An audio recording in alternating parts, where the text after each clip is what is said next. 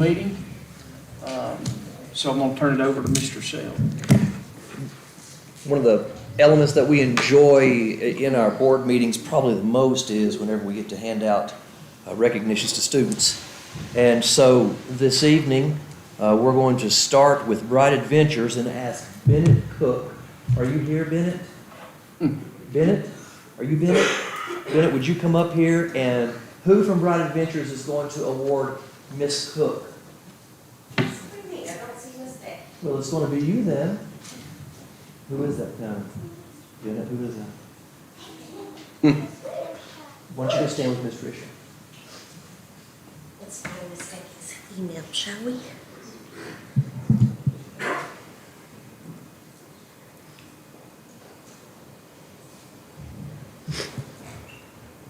Here we go. Miss Becky wrote some words for you, okay? It says, for our best and then some award, we choose Miss Bennett Cook. Bennett is a leader in our classroom. She always has a positive attitude and loves learning. She does, I've seen that.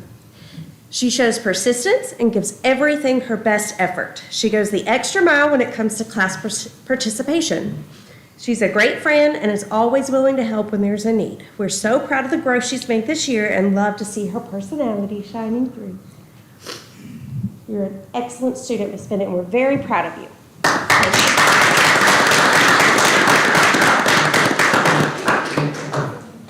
Yes, it's for you. This says that you are our best and then some. Just take that home. Look right there. Smile. Give it a smile. You got to give me a hug, too. Mr. Parson, just give me a hug. I don't know about that. She agreed to that. You can give them all a hug. You look like they need it. That's my buddy. Thank you, Bennett. Do we have James Moore in the house tonight? James, not yet? We'll come back to James in just a second, okay? Would Katie Moore be related to James? She's not here either yet. Okay. If they come in, Ms. Crow, would you let me know, please? Thank you. Do we have Dwayne Wachacha here this evening? Do we have someone from East Elementary to talk about Dwayne for us? Yes. Awesome. You ready? You didn't know you were coming up here, did you? I wrote some words. So, I am proud to name Dwayne the second grade choice at East Elementary. He's a wonderful leader who knows how to be a great friend. If a classmate needs help, Dwayne is one of the first students to step up and support them. He has a creative mind and makes the most amazing drawings that tell beautiful stories. Most importantly, he always tries his very best. Dwayne, thank you for being such a kind friend and a superstar in the classroom. We're happy to have you here. That's it.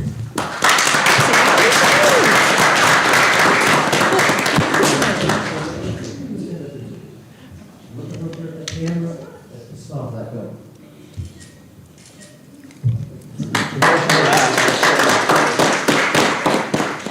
Lincoln Chambers from East Elementary. Are you here, Lincoln? You have one of my favorite names in the world, Lincoln. Sit right over there and let's have somebody brag on you. Okay, today I am proud to recognize Lincoln as our East Elementary Student of the Month. He is a third grader. Lincoln is a respectful and hardworking student who has done an excellent job throughout third grade. He comes to school ready to learn and always tries his best in everything he does. What truly makes Lincoln stand out is his kindness. He treats his classmates and the adults in our school with respect and kindness. He works well with others and is always fair and encouraging to his peers, not only at school, but also on the field and court, as I have had the privilege to watch him play some of his favorite sports this year. So far, basketball, baseball's next. If someone needs help, Lincoln is one of the first students to step up, always willing to help and never complaining. Lincoln is the kind of student who leads by example, both in the classroom and out of the classroom. We are very lucky to have him in our class. Congratulations, Lincoln. We are very proud of you and thankful you're in our class.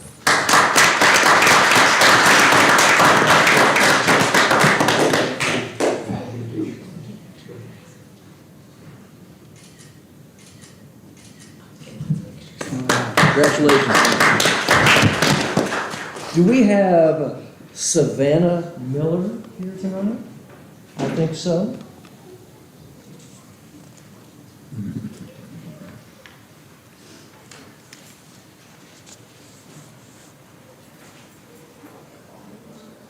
Savannah Miller was who I selected for our leadership award for this month, excuse me. She consistently works so hard, does her very best in everything she does. She is a kind friend, has a great attitude, comes in ready to learn every day, and I'm so happy to have her in my class. So.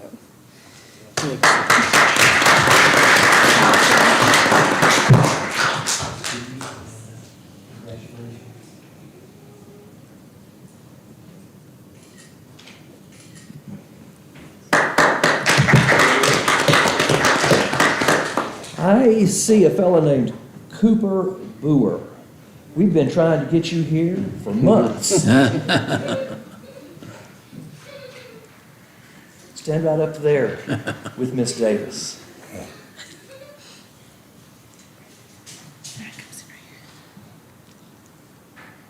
Cooper Boer is a kindergartner at East Elementary. He's a friend to all, and he is finding his voice. He comes in every morning with a smile on his face and ready to have a great day. Cooper loves being among his friends. He practices kindness in that he includes everyone when playing and learning. Everyone wants to be Cooper's friend. Cooper is working hard to reach his goals this year, and he knows that we work first and then play. He plays hard and is never still. He often organizes games on the playground and has a very active imagination. Again, he includes everyone, which shows strong character at any age. Cooper speaks nicely and respectfully to friends and teachers. He has great manners, and I attribute that to a large part to his parents and the support he receives at home. Cooper was an easy choice when considering our January Student of the Month for kindergarten. I'm extremely proud of him and want to celebrate what an amazing kid he is.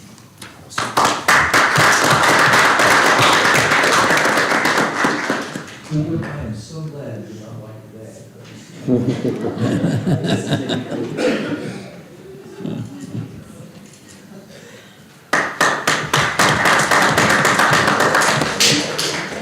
I am looking for Levi Allen from the middle school.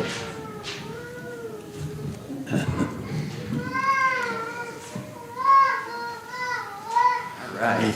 I have Mr. Levi Allen, and his sixth grade teachers chose him for our Best and Then Some award. So I'm going to read some words about you, okay?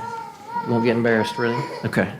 Levi has become a fantastic leader in our sixth grade. He demonstrates a strong work ethic across all of his subjects and is always the first to offer a helping hand to his peers. A truly dependable student, Levi guides those around him with kindness. We are incredibly proud of the strides he has made since the start of the year and look forward to seeing his continued growth. Congratulations, sir.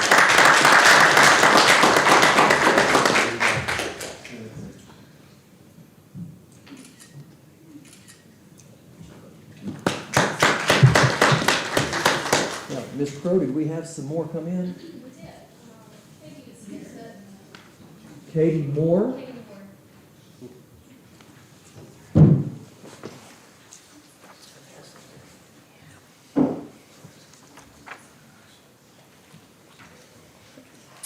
So this is Katie Moore. She's a fifth grader at West. I'm incredibly proud of Katie and the amazing growth she has shown this year in her academics. I had the privilege of teaching Katie last year and got to firsthand witness her hard work and her determination to succeed. Katie has made 57 points of growth on her M-Class reading, 32 on iReady reading, and 13 on iReady math. Not only has she made growth in all areas, but Katie made the highest score in all of fifth grade on her reading check-in last month.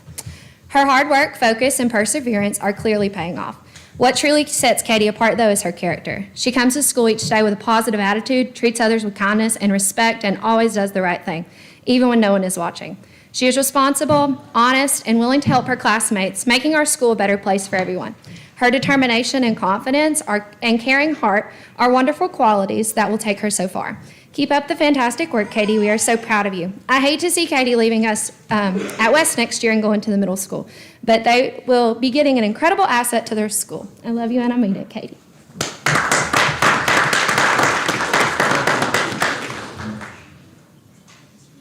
copy off from her dad. Now, have we missed any of the students for this evening? Missed that one to get somebody, but because they couldn't get in, they were locked out. James Moore. James Moore is on his way up. Ms. Bennett's going to present for him. Okay, we're going to take 2 minutes and give Mr. Moore an opportunity to get up here. All right? So if you'll just wait for a second until they make it up the steps. Thank you.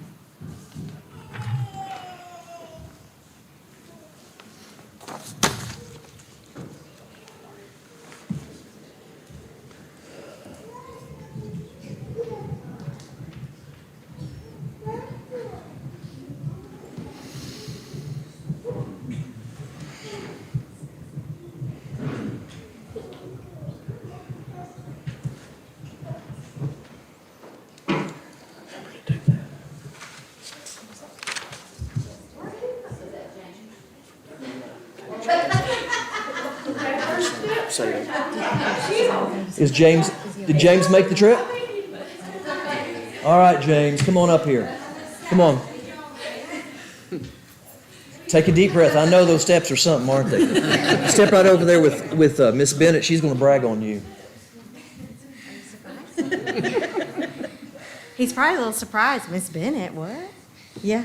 So this is James Moore, and he's one of my fifth graders, my math kiddos. And I just wanted to brag on him because since he sounds like he ran a marathon just now, we'll just give him a minute. But I just wanted to brag on him. He is just one of those kids who every day has a smile on his face, every day positive attitude, every day working hard.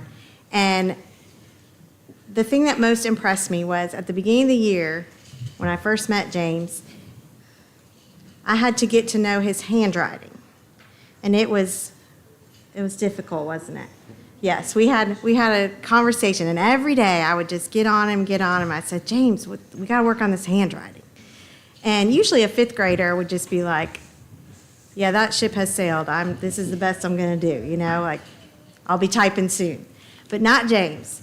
Every day, he would do the absolute best and try harder. And he came in last week after all the snow apocalypse and everything. Came in after a long time off, and he said, Miss Bennett, I want you to look at my paper. I've been working on my handwriting. And that just melted my little heart because that's him. That's his initiative. That's something he wants to do better at, and he decided for himself, and that's how he does everything. That's how he does his math. That's how he does his reading. Everything is, he's decided he wants to do better, and he's going to do what it takes. And so I'm just really proud of James. I want to make sure everybody else was too.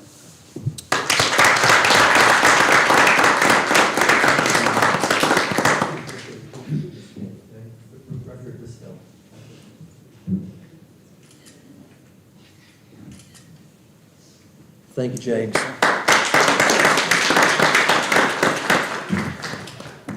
Have we missed anyone? Any other students? Would you give these amazing students and their parents another round of applause, please? Thank you so much. Now, parents and students and teachers, you're welcome to stay for the rest of the meeting if you would like to. However, don't feel compelled to. If you want to go have ice cream or something, or take them to McDonald's, have at it. This is a great time to separate. Y'all have a good evening, and thank you.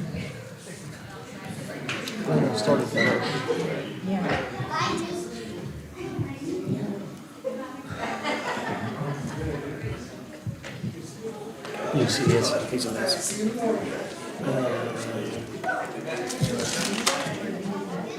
Yeah, you would. You'd be familiar with it. Yeah, they came up and got off the elevator down there at 2. And I mean, like, he was like, okay, ready to go. We're like, no, up one more for us.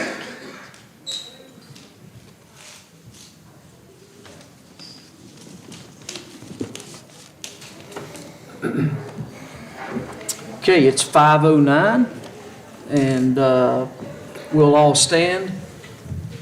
Pledge of Allegiance.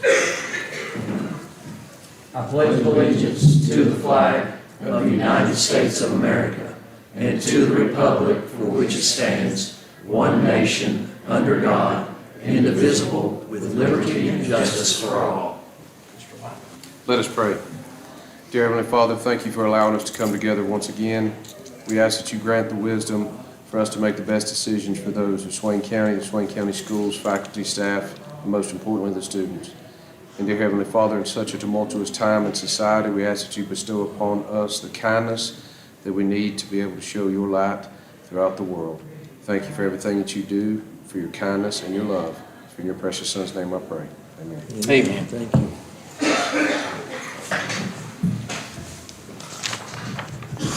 We'll call our meeting to order, and we will go over the approval of the agenda. We have any additions to the agenda? Mitch, I don't have any additions that I know of it or remember right now, but I do know that it would probably be better for us to put all of our financial pieces together Okay. in our discussion, and that would necessitate that we move this. I would like to move G to E, and I would like to move F up to E.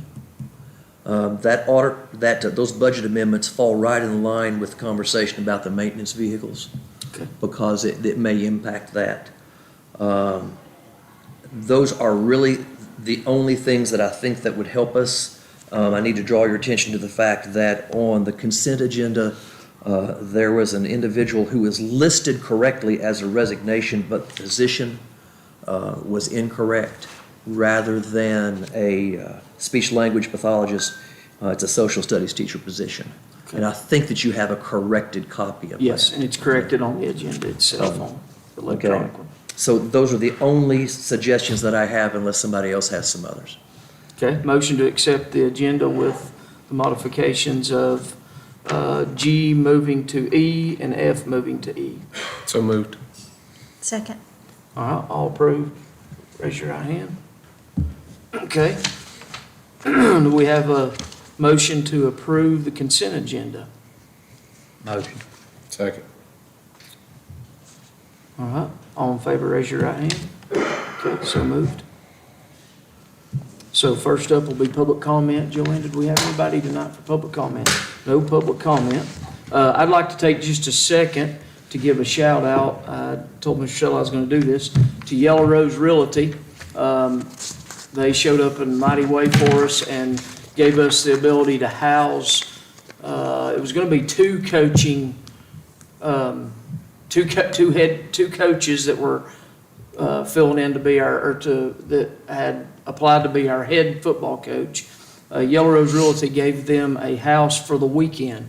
Only turned out to be one. One didn't make it for his interview and stepped aside, but it ended up being our official head football coach. So I would just like to personally, and the board as well, would like to give them a shout out to Johnny Inslee and his family. It never ceases to amaze what our community does. They always are here for us, and it's just another example of the community we live in, and we certainly appreciate it. There's no need for us tonight to go into closed session. Not for me. So we'll move on to discussion. This is February, the month when all great individuals were born. That's right. Right, Casey? Right? Agreed. Right, Cody? Yep. It's their birthdays, by the way, just saying. And it's also CTE month. And Miss Sneed is not able to be with us this evening, so she has reached out to her right hand, who is now the voice of Swain County. The baritone. The baritone of public phone calls. I'll vote that. The new Barry White.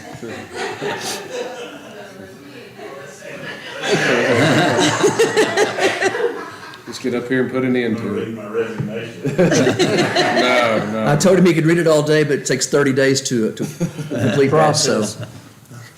I'm not Barbara Sneed. She's at a director's conference, and she's representing the West as, she's our director of the year for Western District. She didn't want me to put that in there, but, so I don't know when she'll hear it. She's competing against the other districts of the state, but anyway, I think she does a great job. But I'm just here to briefly speak about CTE and how we're doing. February is CTE month. time that we can celebrate the achievements and the importance of career and technical education. So I don't want to read this word for word, so I'm just going to shoot from the hip. Currently, what we're seeing reflects a remarkable level of student engagement and success.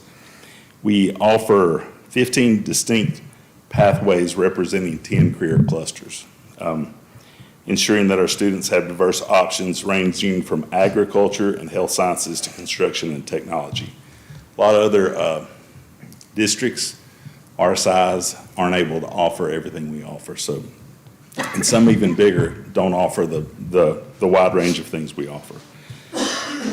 This year, it looks like 60% of our seniors will graduate as a CTE completer. What that means is that they have taken at least 2 classes in a pathway. One of those is an upper level class. So that's a pretty high percentage. That's not to mention all those seniors there's some that take multiple classes. They might take Foods 1, they might take Adobe 1, they might take drafting. So they're taking a lot of CTE classes, but that's just as important as I tell them they're trying to find out what they want to do in life. So that's just as important as being a completer, is figuring out what you're going to do. Also, our students are earning real-world credentials.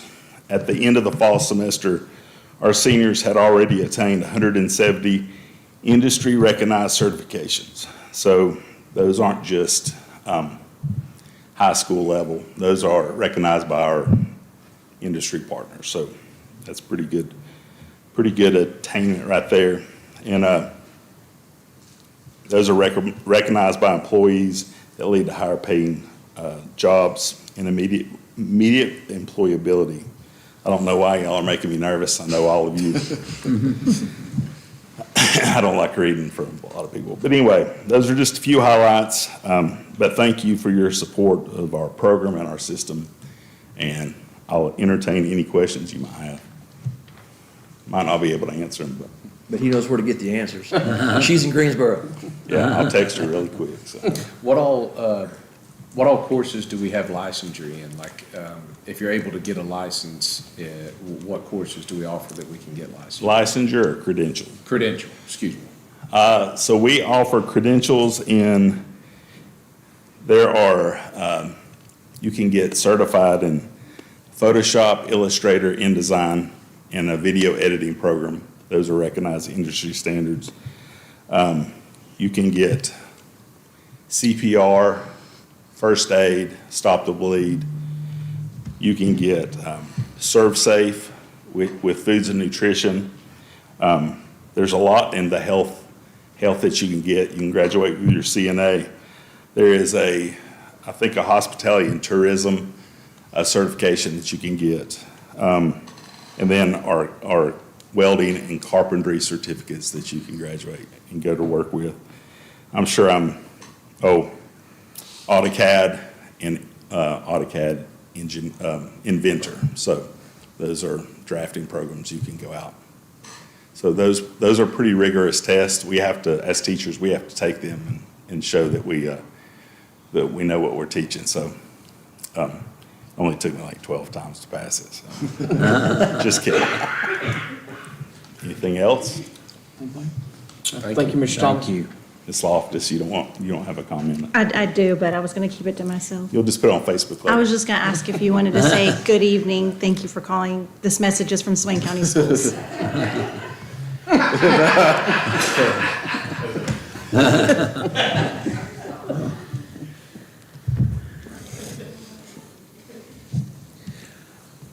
We have been asked to share an assessment update and share some planning steps that we're taking now that we've gotten past the mid-year point. And so we have some slides to share with you. There's one that's up there, and I put that one there intentionally because I want you to see that this is just part of the data that we have. And I have no desire and no intent to go through all of that, nor does anyone else, okay? But what I am going to share with you comes from within that. And if you have any questions or would like to look at these or any other numbers in more detail, be pleased to do that. just not necessarily this evening because of the amount of time that it would take. Joe, would you go to the next slide, please?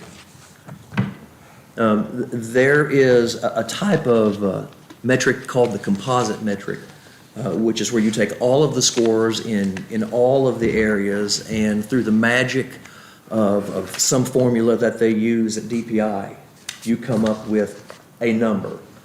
You can see that the Western District, and this is all from last school year, okay? We don't have this kind of data for this school year yet. You can see that the Western District scored at 56% proficiency. Swain County scored at 44% proficiency, which is kind of in the middle of everyone else for the comparative districts that you will see to the left. Now, some of you may want to ask who those comparative districts are. I'm not going to tell you, because I don't think that we need to sit here and compare ourselves to particular school systems. I don't think that's fair to them, and I don't think that's necessarily fair to us. However, I can assure you that each of these systems are very much like us, and it's in the western end of the state. Okay? All right? And you'll notice that in every slide that I show you in just a few minutes, that the Western District will be in blue to the left, and Swain will be right beside that, and then you can compare from there. This is the composite for all scores in all classrooms. Joe, next slide, please. This is the composite for all scores in 3rd grade through 8th grade. All scores, not just math and not just reading, okay? You'll notice that there is a difference there. Could I have the next slide, please? This one may be fuzzy, and it's not because I'm trying to hide anything.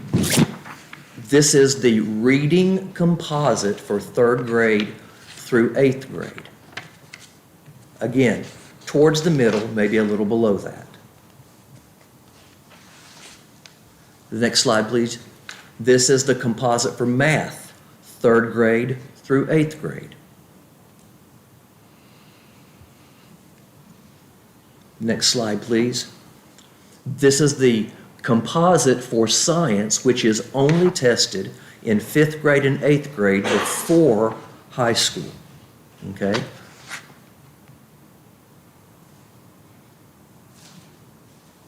Could I have the next one, please, Joe? Thank you. This is the composite for all EOCs that come out of the high school.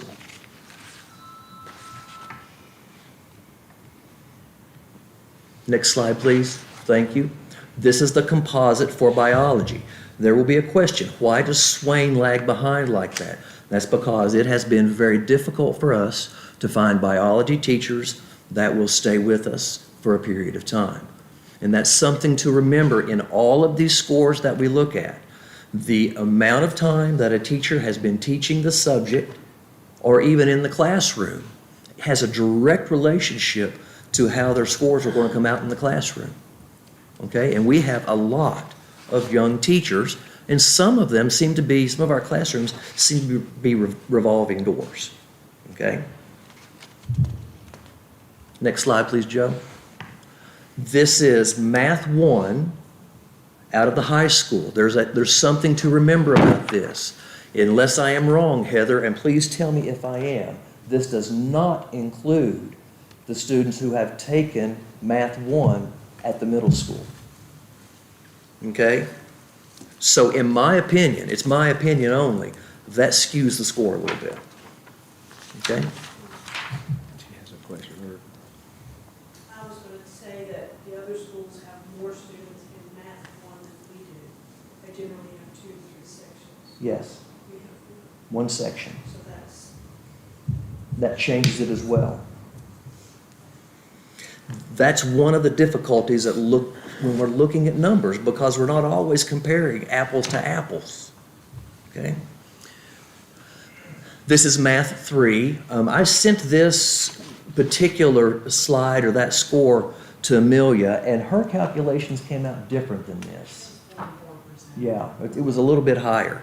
And that's another, I raised that point also because sometimes when you look at the score in one place, it'll say one thing, and then you look at the scores in another place, it says something different. and we never really understand what the magic formulas are that are being used for this. And that's how come it's important, it is a measurement, but I try not to get so tied up on it that it makes me lose a whole lot of sleep all the time, okay? Could I have the next one, please? This is English 2, comparative.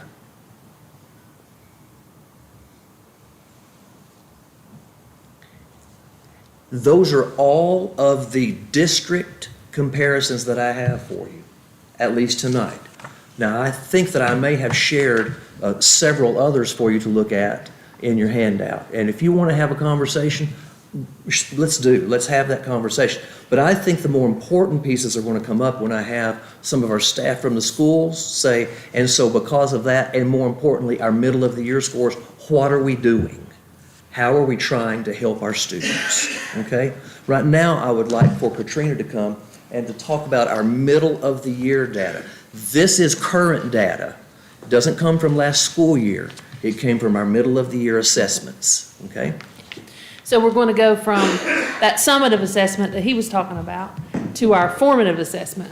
I started to give you all a quiz from the last time we talked about all that assessment, but I didn't. Okay, good evening, everyone. I'm going to go over data from iReady and M-Class, and I know you've probably seen this data in your packet, so I'm going to be brief, but I'm happy to answer any questions. Just to remind you, we assess our students using iReady Math, kindergarten through 8th grade. We use iReady Reading in 4th through 8th grade, and M-Class is used in kindergarten through 5th grade for reading. Okay, next slide, please, Joe. And you can go to the next one. So the data that I'll be showing you will be comparisons from beginning of the year to middle of the year. Okay. And we're going to start with iReady. This is reading from, I read that already, so this is the middle of the year, beginning of the year, middle of the year for grades 4 through 8 in iReady Reading. These are our district scores. Okay, so 4th and 5th grade across the grade level. I like these scatter plots a lot because I like the way they're laid out. So you can see, like in the upper left-hand quadrant there, low performance but high growth. And then the one right across from that is high performance and high growth. But if they're making high growth, they're eventually going to get to that high performance. So I like the way those are laid out. Our next slide, please, Joe. You can see this same data, but it's now you can see east and west separated there. All right, next one. We're going to start into iReady Math. You can skip ahead one. There we go. This is, again, the whole district. And we're in math, so this is kindergarten through 8th grade. Okay. And then the next one shows this is just east and by grade level. Okay. And then the next one, Joe, this one is just west by grade level. Kindergarten and 2nd grade were on the same plot point there. Okay. All right, I think we can go to M-Class now, Joe. Anybody have any iReady questions before we go on? Okay. All right, go ahead, Joe. Can you hit the slide, please, Joe? It's not moving? You want to pass this one? Yes, please. One more, right there. I'm sorry, I had you in the wrong place. All right, we're going to move to the M-Class, and you can, and I had some help with AI, and the AI run this scatter plot for me. This is not normally something that we can pull, but through the magic of AI, we got it. So it's kind of the same thing, but this is just east. And then again, this is M-Class, kindergarten through 5th grade.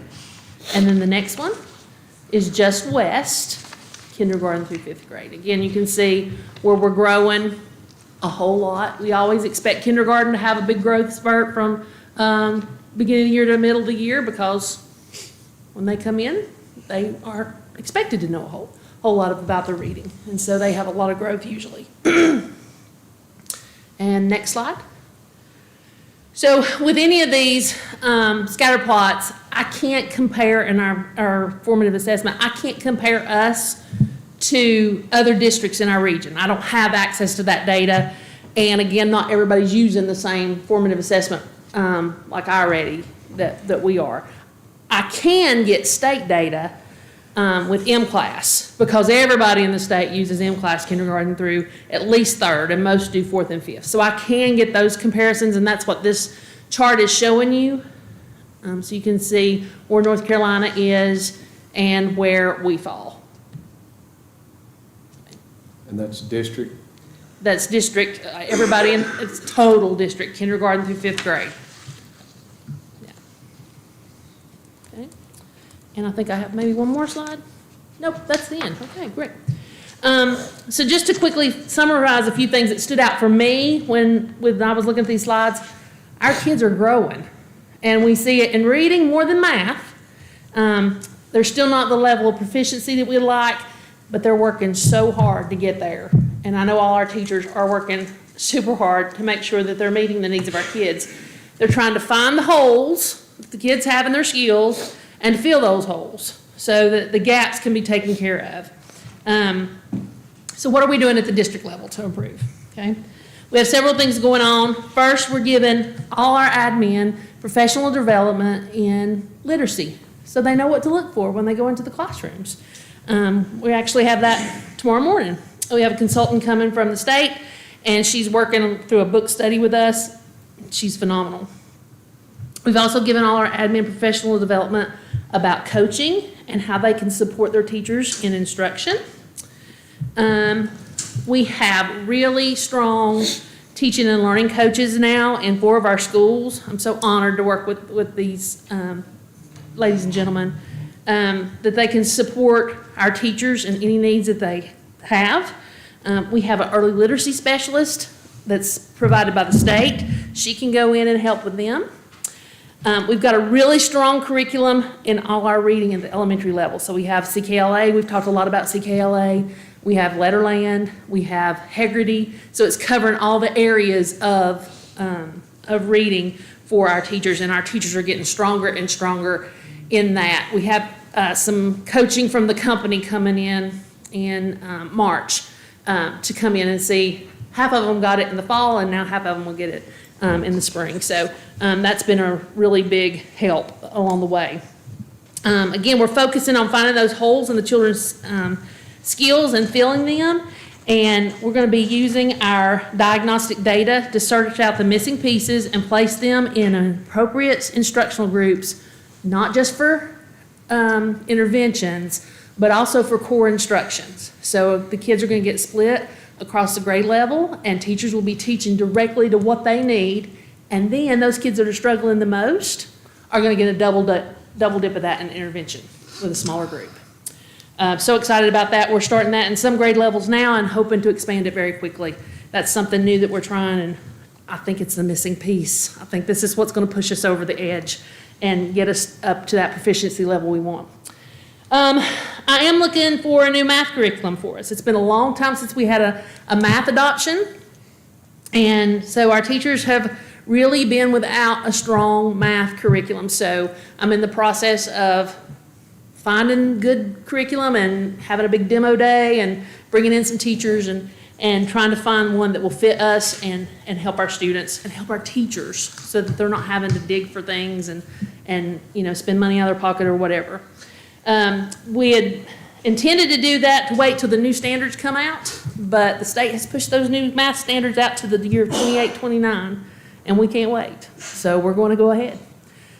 And if we have to switch, I'm sure whatever curriculum we're going to get is going to adopt those new, they'd be stupid not to adopt those new standards, and they'll be able to adjust with whatever comes. All right, there's a lot more we're doing, but I'm going to let our TLCs talk specifically about what they're doing in their schools so that you can hear from those 4 schools. But right now, do you have any questions? That math curriculum, is it K-8 or? I'm looking K-12. Yeah, because our high school needs it too, and our academy needs it. So it may not be the same all the way up. So right now, I'm just kind of contacting companies that have, I'm trying to fill out people around us, what they're using that they're successful with, and starting with those companies and then go from there. Yeah, but hopefully it will be K-12. Anybody else? Okay, who would you like? So, Josh, is going to come, and he's going to talk about what is happening at East, any midstream adjustments that they might be making. I think that you'll probably hear that they're going to continue to push forward with some of the things that they've already had in place. But Josh needs to go first because he's also in school to complete his credentials for licensure.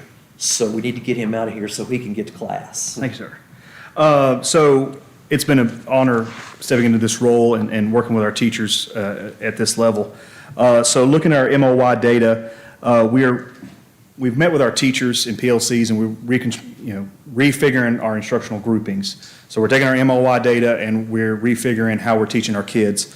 And so to do that, we're using several programs. I don't know if Ms. Trina's ever talked to you guys about UFly, Haggerty, and Letterland interventions, but we're seeing a lot of great growth using those in our individual with our individual kids. And for SchoolNet, we're using that as EOG practice. We all went through Swain, and we know that the EOG is, how we're measured. It's changed dramatically. Mr. Sell met with us. Mr. Sell met with us on February 5th, and I showed him an example of what the EOG looks like, and it's changed a lot. So we're using SchoolNet to teach our kids how to take the test online and teaching them. You're looking at the test, taking that and putting it on paper, and then taking what you did to put it back on the computer. So it's a really challenge for our kids and our staff because they're not trained on how to take that. So I know Kendra and I are really stepping up and trying to teach our teachers how to take the test. So would you pause for just a second and let me ask the board something. When he used the phrase SchoolNet, do you understand what that is? I think they spoke about it a little bit last time, but it's like samples from the previous. Yeah, it's EOG style questions. So teachers can go in there and build a test based on standards, based on whatever the curriculum might be. And that database is across the whole state, like you. Yes. Yep. So we can teach them all the standards and everything about math or about reading that we want to or they want to, but when they sit down to take the test, you almost have to know how to take the test also. Yeah. Do we offer any practice exams? Like I know we do. It sounds like you're doing small group, but like what a full exam feels like. So we do check-ins, and the check-ins are pacing guide based. The reading pretty much stays the same, standard base. The math changes, because there's so many math standards. So they take the check-in data and see where kids are struggling at, and those teachers try to target those standards before the EOG. But Josh, I think that Cody maybe, he's not Casey. I know. I think that what Cody is pushing at is, are we actually giving the students the opportunity to build the test endurance that is needed? Yes. Okay. So we're trying to get our teachers to give at least one test a week. Anywhere from 5 to 7 questions. Okay. And what happens is, the way the reading test is structured, the reading test on the left side, you have to scroll down, and kids don't even know how to do that. So we're trying to teach them how to scroll down. And they'll click 4, 5, 7 questions on that one story, and then they'll go to another story. So that throws them off. And then you have test questions that are technologically enhanced questions where they have to take a drop-down menu and answer the question. Or they have to fill in the blank. So it might be a math question where the answer is 3 7/8. So they have to go in there and physically type in 3 and 7 with a /8 on the test. So they're just trying to trip the kids up. So that just adds another layer that we're trying to teach our teachers. This is how you have to teach the test. Which is not fair to the kids, but that's the age we're living in. Okay. Any questions for Josh? So let's get Josh's counterpoint up, and that would be Kendra Crow. And these two folks are doing wonderful things with our staff and with our students already. I'm going to offer best kind of a little bit of a different viewpoint. It's from the same scatter plots that Mr. Riegel showed. Probably is not here. If you witnessed church yesterday, you know why she's not here. Church was fun yesterday. We left at about 11:40 out the back door. With all the snow, she forgot how church works. Okay, so what you're looking at is our BOY and MOY data for our math iReady, which is K-5, like Mr. Riegel said, Our M class reading is on the second page, that's K5, and then our iReady reading is only 4-5, and that's also on the second page. So BOY to MOY, kind of what you're looking at is green on one side, red on the other, yellow falls in between. So of course, we're looking for our numbers to progress towards that green side. That's our ultimate goal. So if you look at the top one, which is BOY, and then look at the bottom one, you can see our numbers are progressing. Our red side is going down and our green side's going up. We're making that shift of students moving across. We call that kind of moving the needle, moving them across the way. So of course, we want to target all students, but right now we're focusing on targeting those yellow students. Those are our students who are probably only one grade level behind, or maybe even in their grade level, but just at the bottom of that. You know, they might be a beginning fourth grader, but we're at midpoint of fourth grade. So we're trying to strengthen our core instruction, which is our everyday instruction that all students are receiving. So the way that we're doing that is some of the things that Ms. Terryfield has already talked about, or Josh. So we are participating in CKLA coaching days for reading. So a lady's coming in with our curriculum. She is helping us out, watching teachers teach and seeing how can we improve this to benefit all of our students. And so since we're using that K5, that's our goal there. We are currently already looking at our schedule for next year and how strategically that plays into our students. What Ms. Terryfield was talking about, one of the ladies that we're doing a book study with, she talks a lot about the cognitive load of students, and that cognitive load of a kindergartner at 2 o'clock is very different than the cognitive load of a fifth grader at 2 o'clock. So we have to be very strategic, and that starts now when planning next year's schedule. We already start to look at that. So, and then our PLC days that are built into our calendar. This past week's PLC last Friday, we decided to use it for grade band meetings. And so that looks like K1 getting together, 2-3 getting together, and then 4-5. And so we all come together, Ms. Sutton and I as well, and we looked at this data of how is K1 feeding into our whole school's data? What is 2-3 doing and what is 4-5 doing? And then, well, a lot of times what we like to look at is, you know, what does a kindergartner need for that next year of first grade? And so the teachers can collaborate together to say, either my first graders got this or they don't, you know, we need to help this in kindergarten type things. And so that's the conversations that went on this past Friday that were great. And so some other things that we're doing just to promote our growth and the performance is we have interventionists at our school that we're very fortunate to have, and their schedule is very intentional, it's very heavy, so that every teacher receives somebody during their win time every single day, so that students are getting exactly what they need at that time, and teachers also are getting the help and support that they need. So that's very intentional. That schedule's been reworked many of times, but we keep reworking it, and thanks to Ms. Sutton. And then we have AR. We're very fortunate to have that for 3rd through 5th grade, and that just promotes independent reading. And we have seen great success. We have students at parent drop-off with their book out. We have students in the cafeteria. One spilt milk on her book the other day because she was reading while she was eating. So it's just promoting a joy of reading, which a lot of our kids don't have. And then first and second grade are using a program called UFly that you heard mentioned before. And so we're using that during interventions to help close the gap of some foundational reading skills. And then our 3rd grade is actually using it with our most struggling readers. And we're using that during win time across the board, and hopefully that's something that we're going to play into K5 next year. So we're kind of piloting it with 1st and 2nd and then 3rd grade a little bit right now at West. And then we're also doing what's called a walk to read in first, 2nd, and 3rd grade right now, only during intervention and win time. So what that looks like is all students in the grade level are ability grouped based on when Ms. Terryfield talks about see the gap and close the gap. What gap do they need? So like our 3rd grade has 4 teachers. They kind of split them up based on their abilities, and one teacher's doing something specific, and during that 30 minutes they rotate, shift around, and they're getting just what they need so that that cognitive load is not over their abilities at that time. So it's really helping them. So our goal is next year that's with our core instruction and not just our win and intervention time as well. Because through some of the book studies that we're doing, we're seeing that that is what really is what we need to move the needle the most. And then we purchased extra math as a whole school this year to promote our number sense and our fluency. So our teachers are working, they're working hard, our students are working hard. We have phenomenal growth. Our performance isn't quite where we want it to be yet, but we're hoping with all these things that both pieces kind of come together to promote that. So, any questions? Thank you. Thank you. We were in a meeting, a digital meeting last week with the people from iReady, and Lisa Sutton was in that meeting, and she threw a curveball at us and said, so do you think we could find more tutors to work after school towards the end of the year. And my initial reaction was, well, we're lucky to find the teachers that we've got for after school right now. But I walked out of that thinking what Lisa's really asking for is another set of hands, is more hands to help with kids.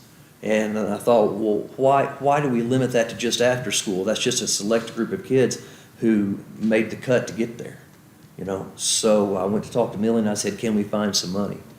And Millie found us enough money to hire an at-risk tutor for both East and West for the rest of the school year, so that Mike and Lisa and their teachers can find those students who are bubble students, at-risk students, and get them some additional help as well. Now, I can't promise that that'll be there next year because the budget, who knows, right? But at least we can put those people in place now. And if I know Lisa and Mike, they already have somebody that they're looking at and they're trying to persuade to come in, and they'll be high-quality instructors, right? I know you guys pretty well. So we're making that adjustment now as well already. Heather, who is the resident genius, is going to come and talk about the things that they are going to do additionally at the middle school. The middle school has got so much going on right now, and their numbers are blowing the people at iReady away. They've asked, what's your name, Ryan? Sorry to call you Evan, but that would have been so bad. Okay. They've asked Ryan to come and present at a conference to describe what the middle school is doing. And Lisa has already said, I don't know what he's doing, but I want to do it too, right? So it's going to filter out. Talk to us for a minute, Heather, please. All right, so I did not bring data. I just am going to tell you what we've been doing. I will tell you that on your sheets, the first 2 pages, those are just the things that we've enacted this year to try to boost our students' proficiency. But I did forget to say that we have 2 dedicated tutors that come 3 days a week and stay with us from 8 o'clock till 3 o'clock. And they're pulling groups and they are helping our teachers to make sure that all of our students are covered in their needs areas. So that's Mr. and Ms. Hawken, for those of you who came through the school and may know them. So I'm going to read this to you. As you've seen from the data presentation, Swain Middle School has areas where we must improve, and we take responsibility for that. Our responsibility is to ensure the hard work of our teachers is aligned precisely to what our students need. So NCDPI identified our challenge as core instruction. That doesn't mean our teachers aren't working hard. It means that we have to ensure that what they're teaching and how they're teaching it and what they're expected to learn is expressly and precisely aligned with the state's expectations, standards, and assessments. One of the things that Mr. Sell was talking about, the EOGs, and so was Mr. Crisp, one of the things that we found shocking is that our EOG tests are written from a different group of people than who write the standards. And so they don't use the same language necessarily as what the standard's written in. And the standard may be written at what we call a depth of knowledge of 1 or 2, but the questions are written at depth of knowledge 3 and 4. 3 and 4 are things like synthesizing information, compare and contrast. A 1 or a 2 is what's 3 times 3. And so that disjoint there is something that we are trying to overcome, and I'll show you how we're trying to do that in just a minute. Our biggest help right now is our Golden Leaf School Initiative Grant. It's based on the framework from Dr. Robert Marzano. And one of the biggest things that we have right now is we have Mr. Bill Zima, who meets with us every Tuesday for 30 minutes to an hour and a half, however long Ryan wants to talk. And he has also come to our school 3 times. He'll be at our school for the next 4 years, repeatedly. And he is an expert. He's a blessing to us right now, because he's really shown us things that we can do that just tweak a little bit to help with information and our instruction, and so that is a really good thing for us. We've created proficiency scales, and in your happy little folder, like the second thing, there's a proficiency scale. Can you hold that up, please? This is an example of a proficiency scale, and what happens is you go in, this is the student one, and so the goal is for a 3. This is proficient. If students know this information right here, that's what the state wants them to know. This is above and beyond. And so you go into teaching, creating equations and inequalities, and you give this to the student, they know exactly what they have to do. And there's example problems there for those. There's also more test-taking strategies as you go further into those. We don't give them the whole thing every time. But then the teacher one is even more intense in the material that it's given.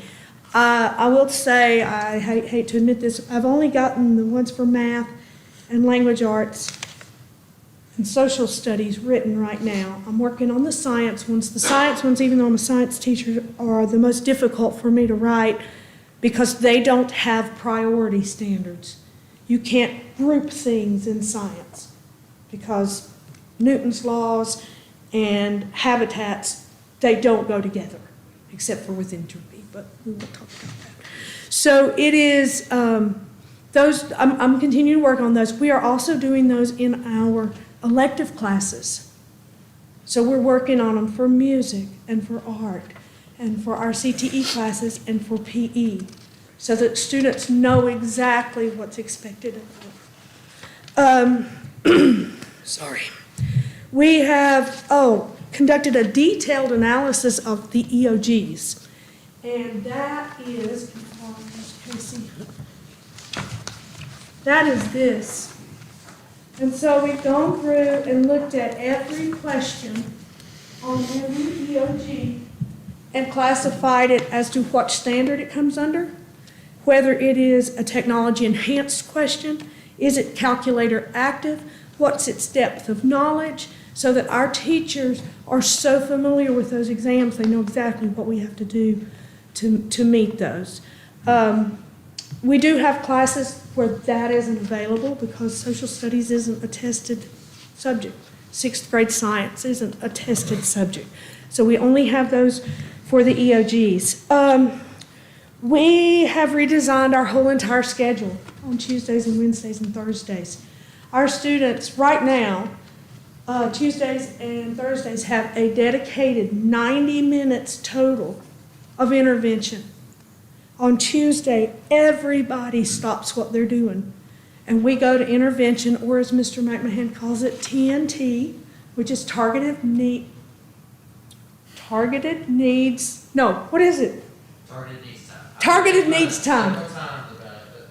Anyway, so we have TNT time, and yes, he plays the song to signal that it's time to go.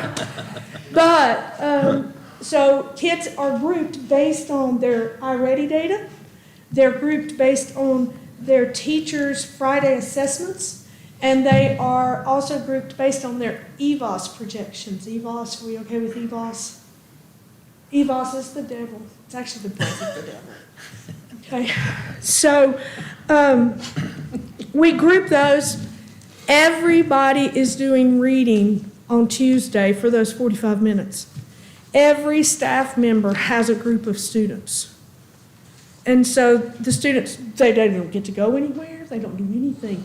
The English teachers are working with the students that need the most English and reading at that time. And then our auxiliary staff are doing, what are they called? Extensions for the students who are above, who are already a 4 on that proficiency scale.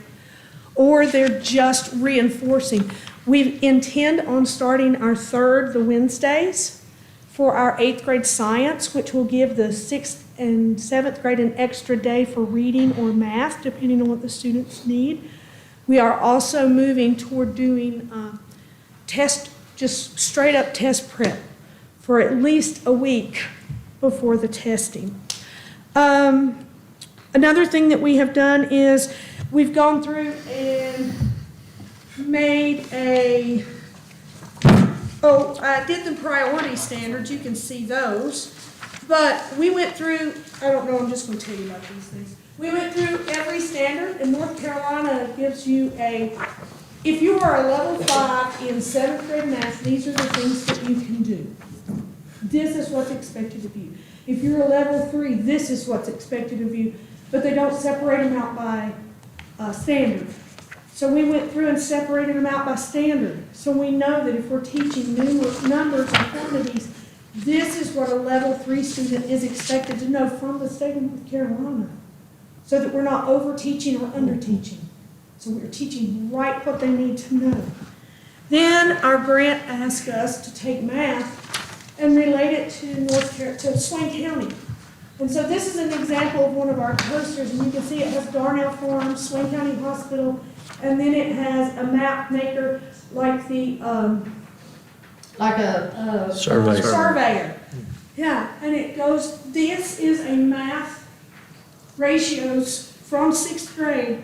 This is how it's used in those jobs in our county. We are trying to build a group of professionals who can come in and say, hey, I'm a baker. Let me tell you how I multiply my recipes so that I can make big batches. Or I am a surveyor. Let me show you how I set this transit. Okay? We are really struggling with that. We have created a survey asking for the public's help. I am excited to report to you that we haven't had a single person reply to it. So if any of you know anybody, Mr. McMahon and I talked about it today, he's going to put that back out. Social media, also going to send it to the students, but it's just a really short, hey, would you mind? I know Nate Darnell will come and talk to us about seed ratio and how much he has to plant per hectare. He'll tell us that. But we've got to get that information.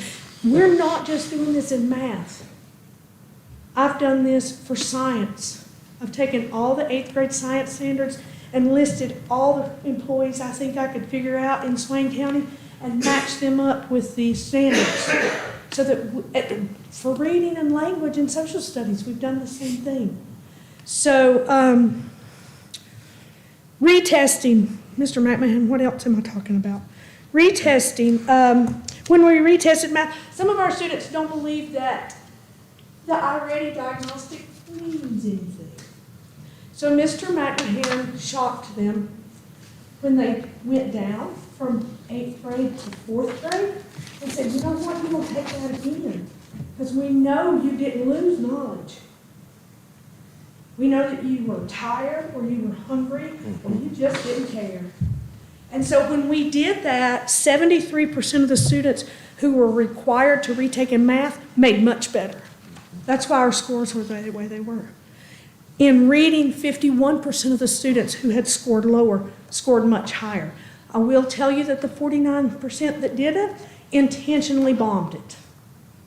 And I say that if you drop from 7th grade reading to below kindergarten level, you're not trying. And we had students do that. So we are, I think that's all, Mr. McMahon. I hope that list, and if you don't want all those papers, I will gladly take them back up and give them to our teachers. But I also have a brief summary of what we are required to do for the Golden Leaf Grant. There's just I have 2 copies of it if anybody wants to look at that. And, with the posters, Can you just send that electronically to us? What, sir? Can you send that electronically to I us? can. There are lesson plans to go with each person, so that's something else that we're working on. Do you have any, and if you need a roadmap, because we're extra, I'll make it for you. Questions? Sounds great, Heather. It's a lot. It is a lot, but you know what? My kid's worth it. It's worth it, yeah. Thank you for And thinking. you can't be a teacher who says, well, this is my last year, and I'm just gonna, because you're messing up that kid for the rest of their, so we've gotta do it. It's for our kid. I mean, I do it for your kids. Here's just one quick question. I know this Math 1, that's what high school does. Yes. That same test. Yes. Do you share this with high school, or do y'all work together on that at all? I showed it to Amelia, but, so the Golden Leaf Grant provided us, I got a call, sorry.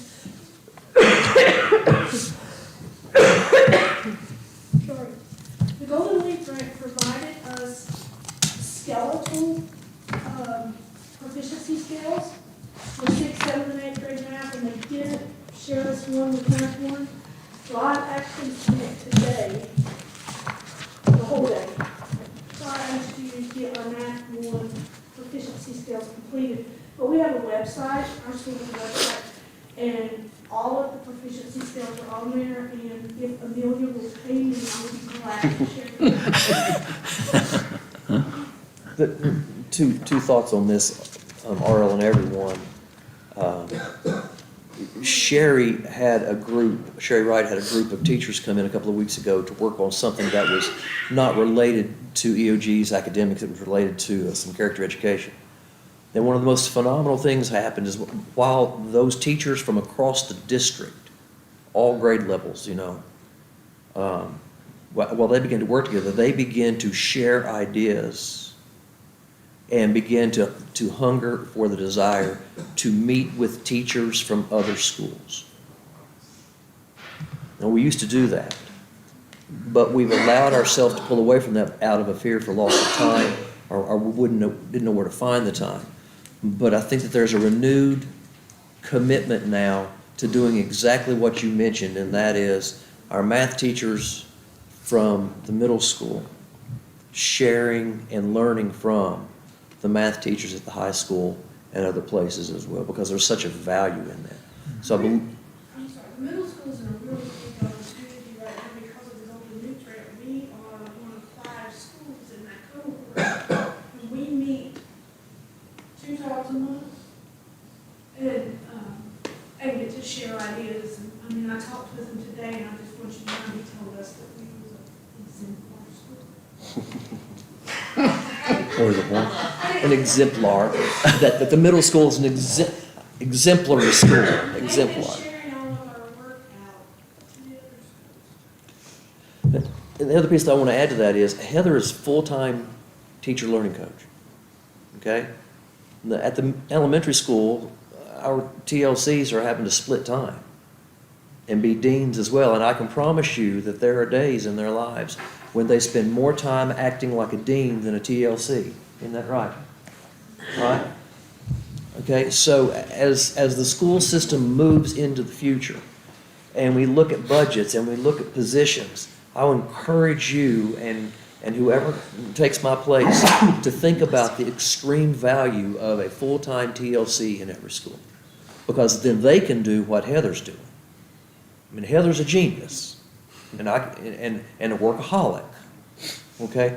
But we have other people like Amelia, who's going to talk to you in just a minute, who is as conscientious and works just as hard and is just as smart. We just need the opportunity to have the people to do that. I believe that might be the most single important thing as a school system that we look at doing, one of the most important, okay? Speaking of Amelia, would you come and share with us, I think, how the high school is a little bit different in its approach to this? Good evening.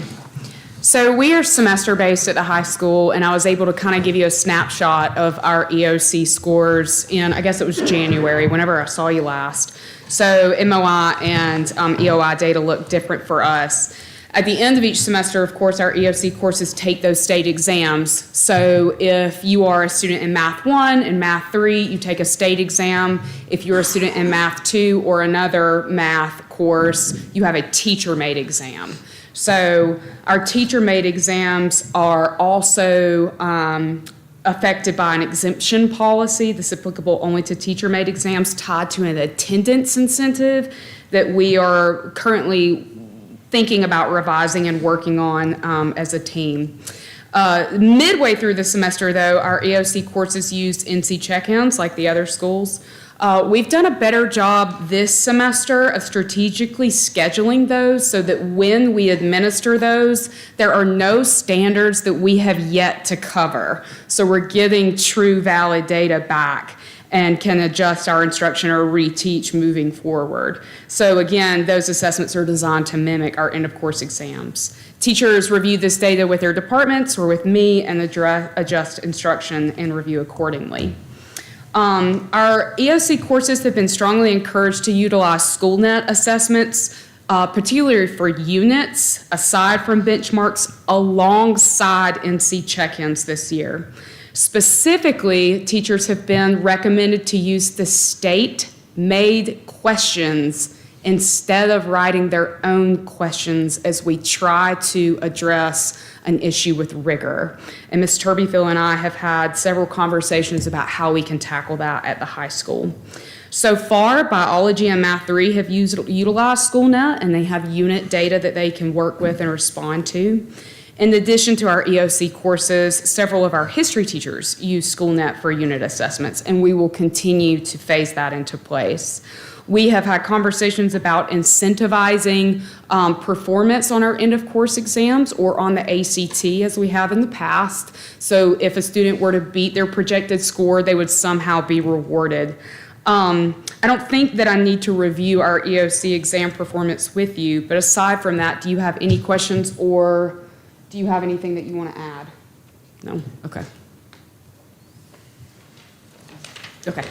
All right, thank you. I really like the fact that you're taking the actual exam questions and using them. I think that there's invaluable usage for that because that is, they're practicing what it is, because state exams all the way through even college and afterwards are all, standardized exams, and there's a way that questions are written. Absolutely. And I think that that's very important. And Ms. Herron did a really good job of kind of describing the depth of knowledge of our standards as opposed to those test questions, and that's that rigor piece that we're struggling with. So we're hoping that's going to kind of be a missing puzzle piece. Thank you. Thank you, Amelia. So I brought this to you, first of all, because RL has asked, where are we? How do we compare? What are we doing? And I think that this shows a couple of things. We know where we are, okay? We acknowledge that we have work to do. There are places where we're doing really well, and there are places where we need to really pinpoint our action. But also, I also want you to see that our TLCs and our staff are working exceptionally hard to be intentional in the changes that they make so that it focuses on achievement for our students. We really are making strong effort at that now. I'm really pleased with that, okay? Do y'all have any questions or any thoughts? No, thank y'all. Just a thought on the east and west, because they're time split, maybe they could take half the standards in the east and half of them in the west and work together on that to come up with something. I think that that's a legitimate possibility for us to look at. We need to provide them the time to do that, but we have some time where we might be able to make that happen. Thank you for that suggestion. Anything else? So let's get past academics and let's talk about money. All right, for just a few minutes. Thank you all, and if you guys have go home, please. No, you need to rest. Okay. Thank y'all. Thank you all so much. Last time that we were together this is February, in January, one of the things that we brought to you was our need to put our maintenance department on a vehicle purchasing plan that's revolving, with the intent that at the end of 7 years, we will still have some life left in vehicles so that those vehicles might be resold and get some of that money back out of them and then start over. Tommy has been in contact with 3 different dealers. Tommy, you want to tell us, have we received any additional information? Where are we on pricing?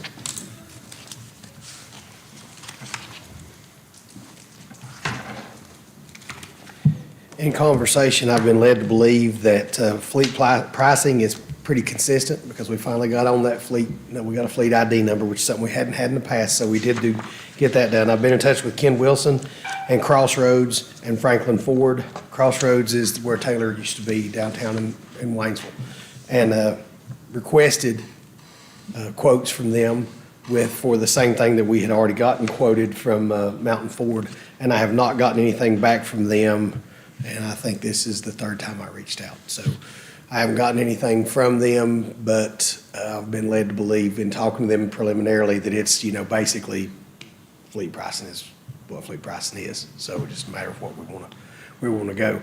So that's pretty much all I've got on that particular piece. Do you remember, Tommy, you had some estimates, at least on the dump truck, what it might cost? Somewhere between 50 and 60,000, I think, would get us something that we can absolutely work with in a better way than what we've got right now. I mean, the one we've got now is an 87 model, as we shared on that thing before, and it was the gas truck that we used to have before that we decommissioned and took the tank off and put a dump bed on it. So, I mean, we've owned that truck since 1987. And that's a good thing. I mean, I'm not saying we don't need to be good stewards of our money, because we do. We need to take care of what we're investing our money on, but at the same time, we have to give our people stuff to work with. I think that between 50 and 60,000, if we can get 60,000 out of it, I know that we can go all the way up to make a good tandem. We can get a good tandem for that.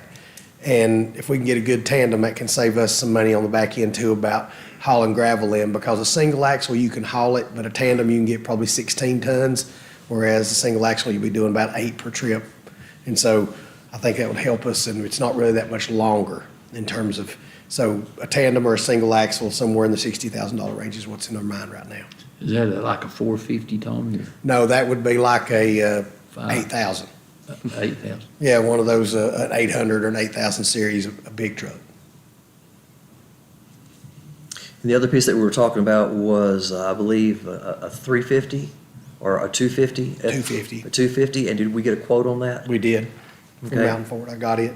The quote from Mountain Ford that we got from Chris Barnes, and this is, it's got a little age on it, so I don't know exactly what this would be, because it was given to us actually on December the 11th, I think was the date that I saw on this. But it's $42,800 is what he quoted to me for a new 2026 at that point. And it's basically a stripped down F-250 four-wheel drive XL trim package, which means you're gonna roll your windows up and down, which is fine. We don't need a bunch of bells and whistles. We just need something that we can get in and point and go get parts if we need to, pull a lawnmower around, take care of those types of things. And it's as basic as you can possibly get with a receiver hitch in the back.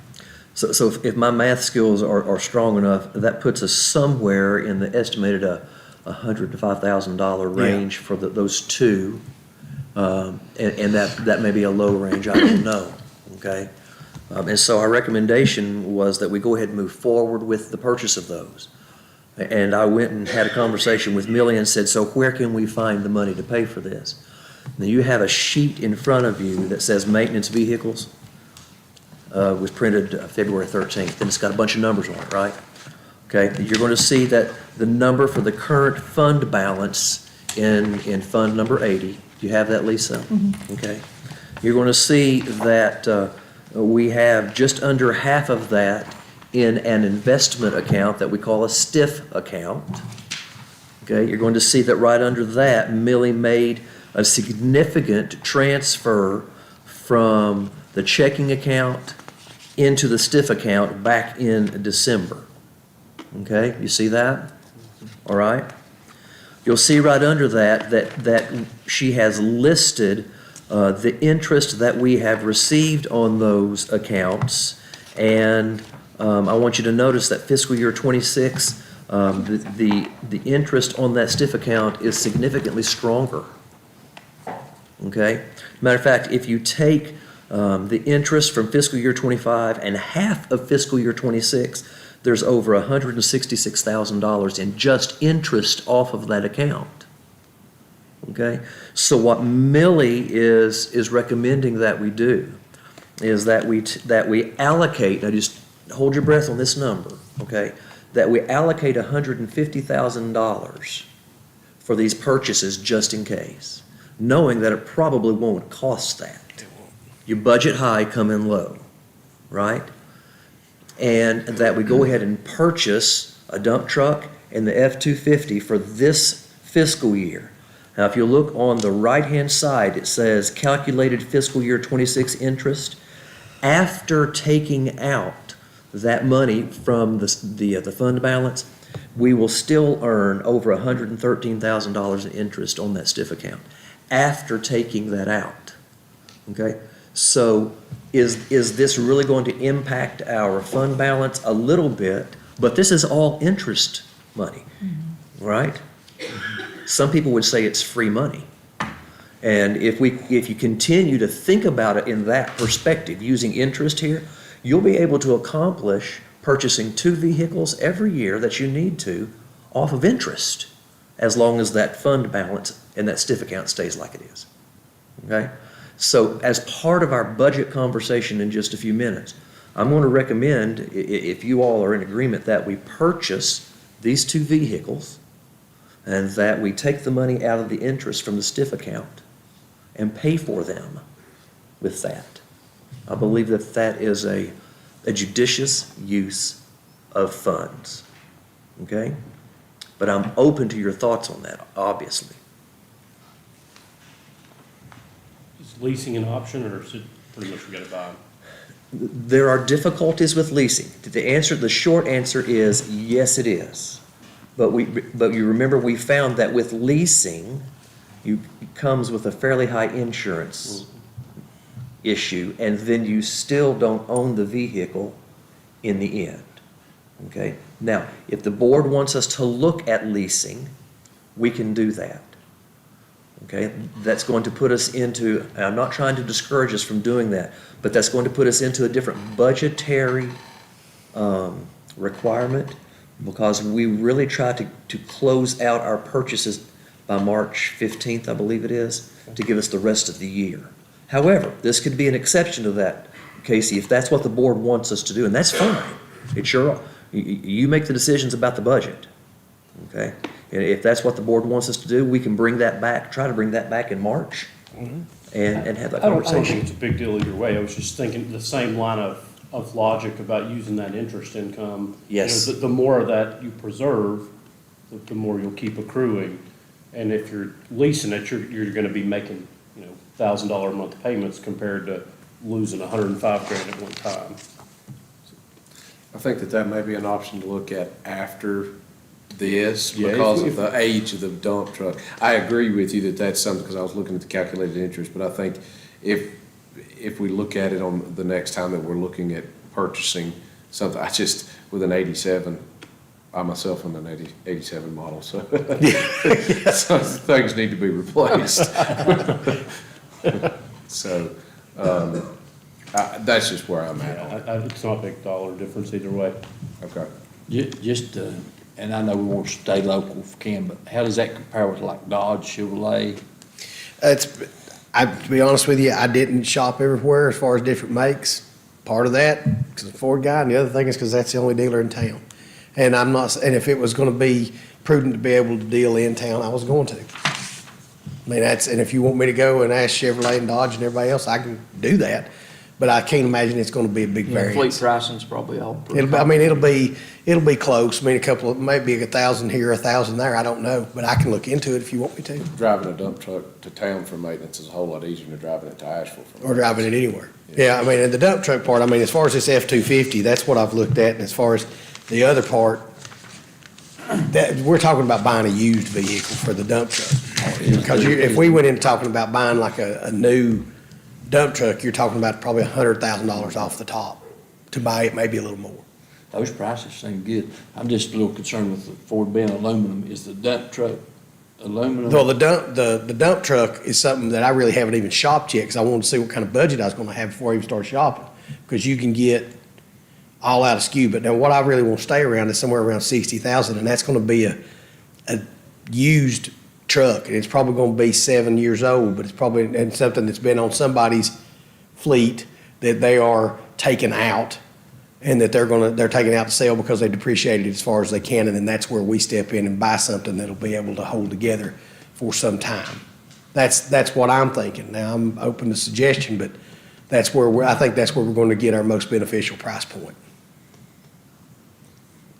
Now, if you can get a new dump truck for that price, that's a good deal. No, it won't be new, but it'll be new to us. Yeah. Yeah. It'll have to be used, Won't because be an 87. It will not be an 87. I mean, I looked at the other day, and there was a 2016 Freightliner that was a tandem with a 16-foot dump bed, and it was $63,000 is what they were asking. So I figured, if we can get something for 60, now it had nearly 400 on it, but that's not anything on like an M11 Cummins engine. 400,000 has nothing that's not even time for an end frame, and it would take us years to do another 200,000 miles on a truck like that before they're even due for an end frame rebuild. So I mean, that's the other thing, is its workload is going to significantly decrease, which means to me, honestly, if you bought a new one, it would almost be counterproductive, because you wouldn't even, for the justify the amount of money that you're going to spend on it, you can't make the work out of it. Does that make sense? Yeah. Tommy, what all do we use a dump truck for, and at what frequency?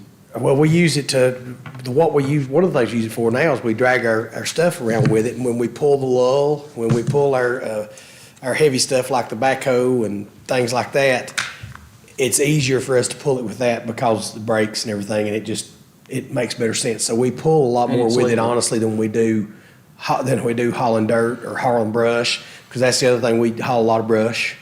Like when we do our pruning and stuff, and we take it out and we usually take it over across from east and dump it. So this would give us an opportunity to do the wood chipping and all that stuff and put it in that and take it to spots. That's what we've used the old truck for. So gravel when we had to have it, those types of things. So what are the wishes of the board on this? We can get more information and that's fine. I would ask that if we bring information to you and we're going to make this type of a decision this year, that you make it at the next board meeting, which I think is March the 8th, I think. Because that would keep us on this side of our self-imposed purchasing deadline, okay? Or if you are comfortable with us moving forward, just like we're describing for you, you need to let us know, because that's going to also regulate the next part of the budget conversation.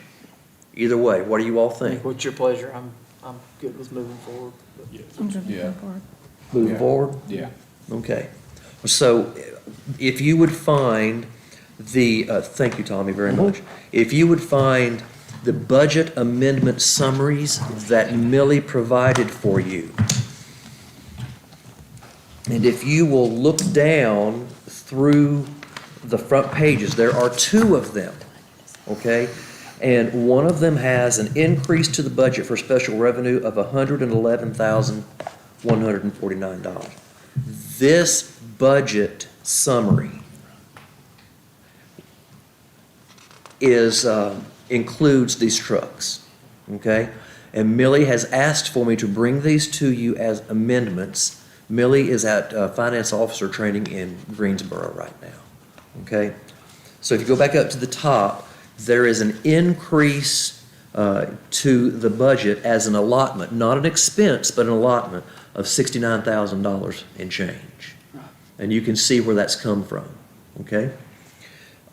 In the federal grants, there's an increase of $18,528. That's not expense, that's allotment revenue, okay?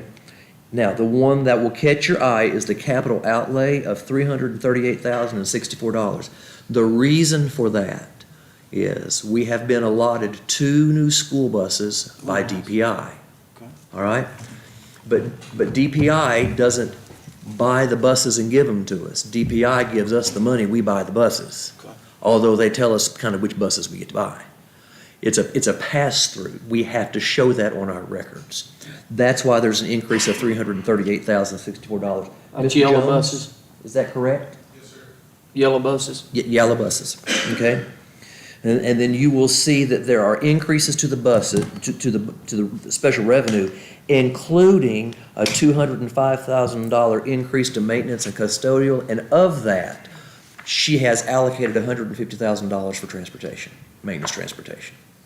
Okay? There have been some expenses in maintenance and capital that outpaced what we had planned for the budget. And so we've had to increase some funding from other places by about $55,000 to get us through the rest of this year. That's also included in that budget. Okay? Those are the budget amendments that Millie would like for you all to approve this evening. She sent those to you last week. Do you have any questions about any of those? No. Back to that, we got the kit for the thing, do we got, or are we gonna, what did we decide on that? Are we constructing it, or? Your group's coming to do it. Okay, good. It's, and they're gonna be either Friday or Monday. I talked to the gentleman today, and it's gonna be Friday or Monday. And what's the schedule on hanging the new net on the old? On the new, they're gonna do both those at the same Same time. time. Perfect. We've got everything on hand and ready to go. As soon as we get this one up, we're gonna do one and do the other. We've got to get part of it. That's the whole thing we want. So Mark, the maintenance and custodial, that's where those two trucks? are Yes. found? Okay. Yes. That's why she created two of these, RL. The first one was without those, and this one includes it, okay? Any other questions? All right, those are the budget amendments.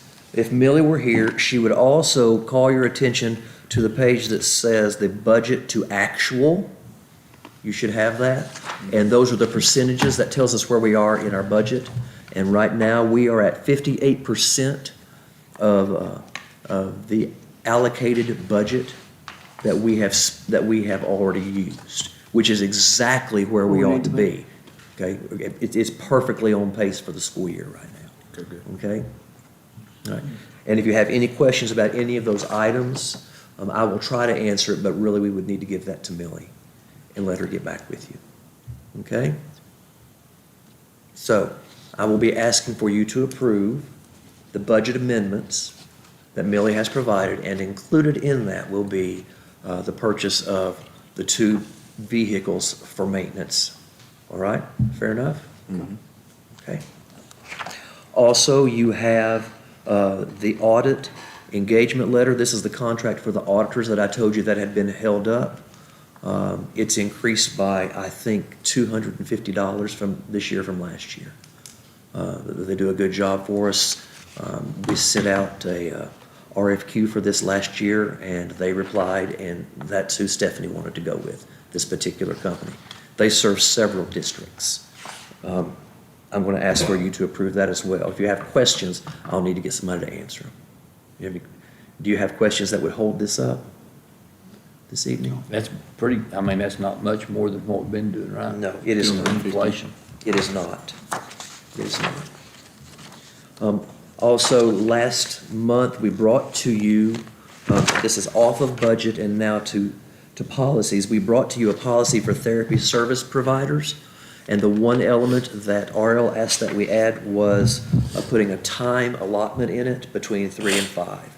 And so I added that to the policy. All of these pieces were exactly like you saw them last time. It will allow external providers to come in and use our facilities after school hours if they fill out a facilities use form and we have an active memorandum of understanding with them, okay? And there's also language that specifies that we are not accountable for what they're doing. We're just allowing the space, okay? So we're going to ask for you to approve that. Questions? All right. Then the last two items for discussion, I have already shared with you the adjusted calendar for this school year, and it is taken into account the snow that we had back in the first week of February. I'm going to take just a minute to explain, if anybody is watching by YouTube or Maroon Devil Network tonight, there are people who are questioning why we're not using remote days for instruction, okay? And it's not that we don't want to use remote days, it's that in order for us to allow our students to come to school on August 18th rather than August 25th. The state law mandates that you start the Monday closest, Sherry, tell me if my date's right, to August 26th, correct? It's a law. The only reason that we can start a week early and stay within the law is because we get a winter weather waiver. And we have to accomplish 8 weather days that take us out of school over a certain time frame. Or we can't start until the Monday closest to the 26th. We're on our last year right now on that. And if we don't have a couple of more weather days in 2 years, the students are going to be starting somewhere around August 26th or 27th, unless they change the calendar law in Raleigh. And I wouldn't hold your breath on that. Okay? And if we use a remote learning day, we don't get to use this as weather day. No, we don't. A remote learning day is an instructional day. Now, if we have 2 more weather days this year, okay, we will immediately shift to remote learning days like other districts. And I've been working with our principals and our central office staff to create a justifiable remote learning plan that will benefit students and also take care of staff. Okay, both of those. We're just not at the point where we can use that yet. Okay? I just want everybody to understand it's not that we don't want to, it's that we're trying to keep our students to finishing the first semester before Christmas for a lot of different reasons. Okay? So I hope that word gets out, and if you would help us spread that. The calendar adjustment that you have for 25-26 takes all of that into account, and you'll notice that we have shortened up the number of optional teacher work days at the end of the year. You can begin to think that graduation could perhaps possibly happen somewhere around there. We're hesitant, aren't we, Tyler, to say exactly when graduation is? Because once that goes out, it's out. And we don't normally put that date out until somewhere around March. Okay? All right. Do you have any questions about that calendar? No? Okay? This just helps us finish out the year. One of the things that the people have asked about the no day, one of the reasons that we used a no day was the only option I had was to start taking annual leave days from spring break, and that'll be the last thing that I ever want to do. Okay? That might cause a war. And there's enough wars without me starting one. Okay? So, one more thing for discussion. Thank you all for your good attention. I know it's been a lot tonight. Sherry is going to come, and I've tried to save the entertainment for last. Song and dance. And she's going to describe what the calendar committee and our administration have put together for the 26-27 school calendar. First, I wanted to say, put a few points out there about calendar law, because I'm not sure everybody knows. The calendar is very much structured, and there's certain things we have to do. Teachers are contracted for 215 days, so our calendar by law has to be 215 days. It can't be any less or any more unless, like when Helene happened or something like that, they might pass something to make that less. Teachers, there's 11 holidays we have to take. Pretty much we follow the state holiday. The only one we have to put on the day it's Veterans Day, yes. November 11th. The rest of them, we wouldn't have to put Easter with Easter if we didn't want to, Good Friday or whatever. Annual leave days, I think sometimes that we're in the impression that annual leave days are sort of like vacation days, and they are, but teachers earn annual leave days. So if we put annual leave days in the calendar, they have to take an annual leave day. There's no personal leave they can take or anything else. So we try to strategically place those in the best place, which will be best for teachers. Now, if you are 5 years or so less with time in the state system, you earn something around 1.15 5 or 1-2 annual leave day per month for the 10 months. The state mandates that we put 10 annual leave days in the calendar. So you can say that most teachers, if they're 5 or less, they're not going to have any they're not going to earn any annual leave days. For somebody like me that's been here since, Jesus was born, or maybe him and maybe I'm more, I don't know. I'm Moses, you're Jesus. I earn like 2 point something, so I have days that I can spend, so to speak, but 5 or less. And we have a lot of young teachers that don't earn any extra days. So when you look at the calendar, what we did was we met with principals and representatives from each school, and they sort of said what we liked and didn't like about the calendar this year, what we wanted to change. Then I created a calendar based on that, and then looked at calendar law and did a few little tweaks, and we came back together and talked about it, made a few changes. So one of the things that, if you'll look at the calendar, we added, and what we haven't done before, is added an optional teacher work day on that first week of school where teachers come back, because they spend a lot of time on open house. Open house will be on that Thursday. And so we felt like if they had came in the week before extra, whatever, let them take a day off that day if they had a day to leave and they were all done. So if we make it optional, they can. If it's mandatory, they cannot. We do really try, and I know people say, why does the high school testing sort of drive the calendar? We want to test before Christmas. My answer to that is we've all had kids, and think about if your child is in elementary school. And basically what's happening is after the last day of instruction, they had to wait 3 weeks to test. We would not, that's what we're asking the high school to do if we put testing after Christmas with a 2-week Christmas break. Then they have to come back for a week and do a little remediation if they all even show up for remediation, and then they test. So we do try really hard. And with weather, one year when we tested after Christmas, it was almost February before we were done with testing.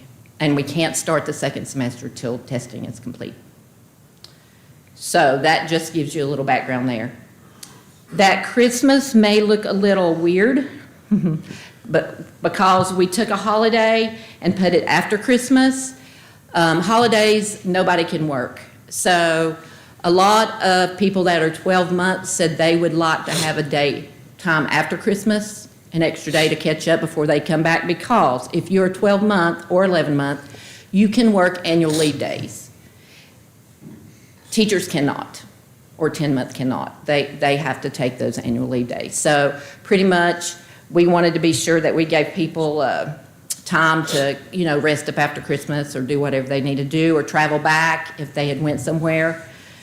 We made that optional teacher work days. We made that annual leave so that anybody that didn't have leave would have time to drive home before they went home for Christmas. Then we have another week of annual leave, holidays, whatever. This year, we did a optional teacher work day on Friday, and we come back on Monday, and it was chaos. For one thing, we probably had, 25 new enrollees that we had to get in the computer in Infinite Campus. We had to schedule.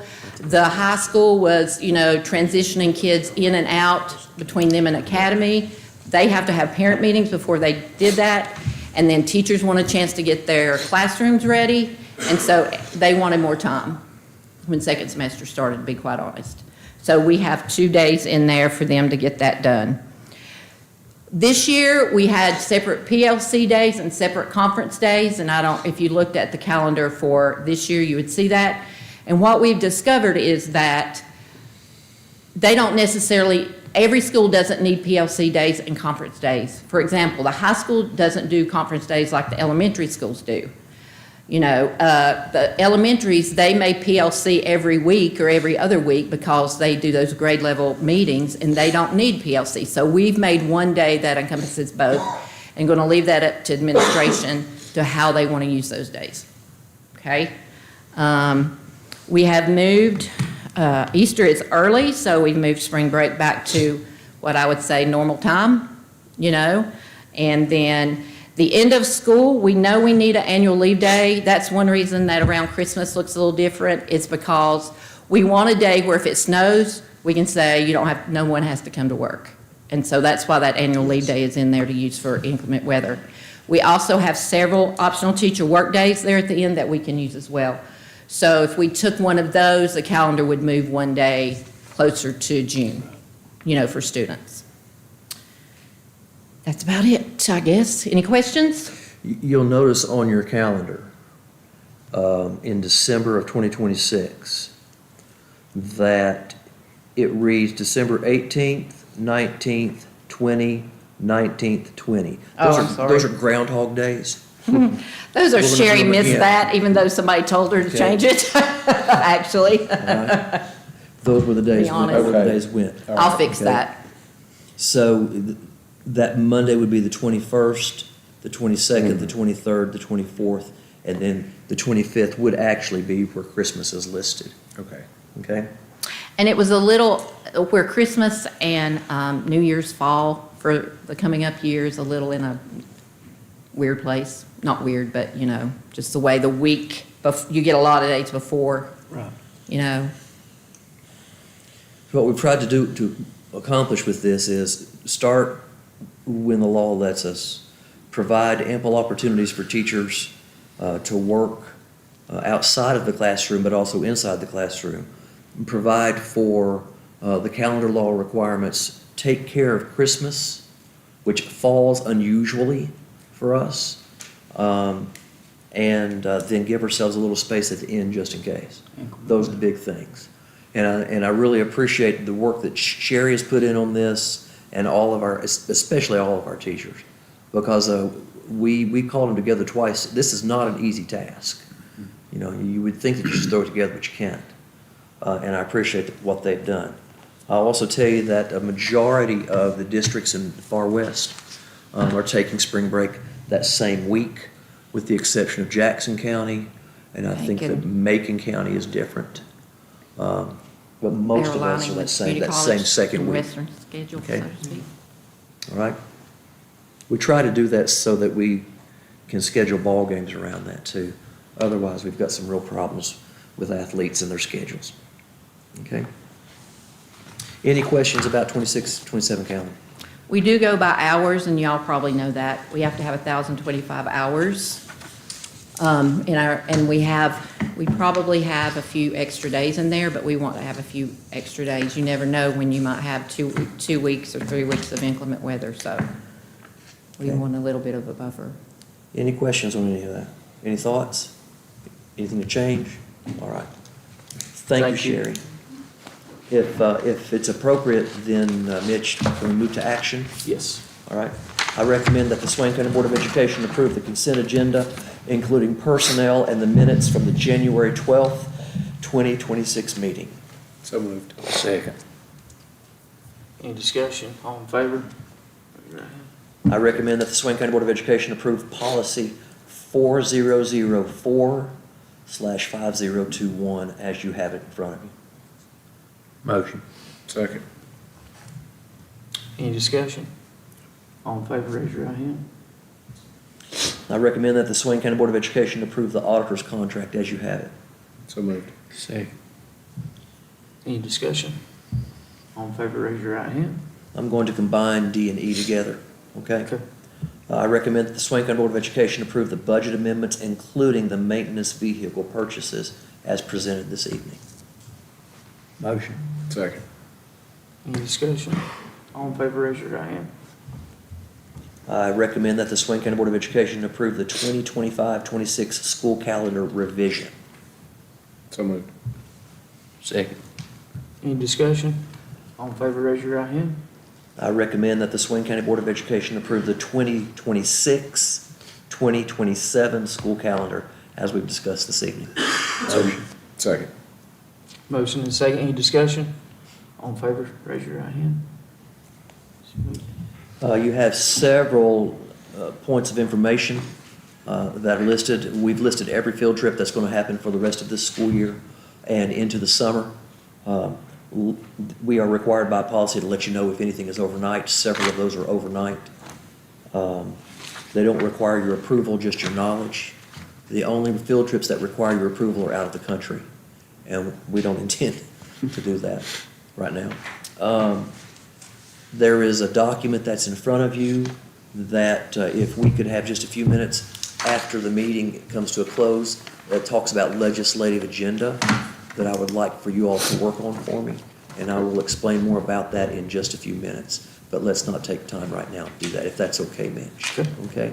Your next meeting, that is a regular school board meeting, is going to be March the 2nd. Is the combined meeting with Cherokee Central Schools. I don't know where that's going to be yet, but it's our turn to host. We'll let you know. Barbara is working on a meal. It'll start at 4:45 though. I am going to assume that it will be somewhere on one of our campuses. Okay, 2 years ago it was at East Elementary. Okay. The meeting after that is the next Monday, March 9th. which is March the 9th. That's your regular scheduled meeting. Okay? Now, there are some other meetings that you already have on your calendar this week to attend, including this Friday at 2:30 if you can be there. Okay? If you can. I think, as far as I know, Joanne, have we covered everything? We've taken care of everything unless Mitch, you, or any of the board members have something to add. Anybody anything to add? Nope. Motion to adjourn? So moved. Second. All in favor, raise your right hand. Thank you. Now, if you'll just hang out for just a second, I want to share a thought with you. We want to go at 5 on the 9th? Yeah, that's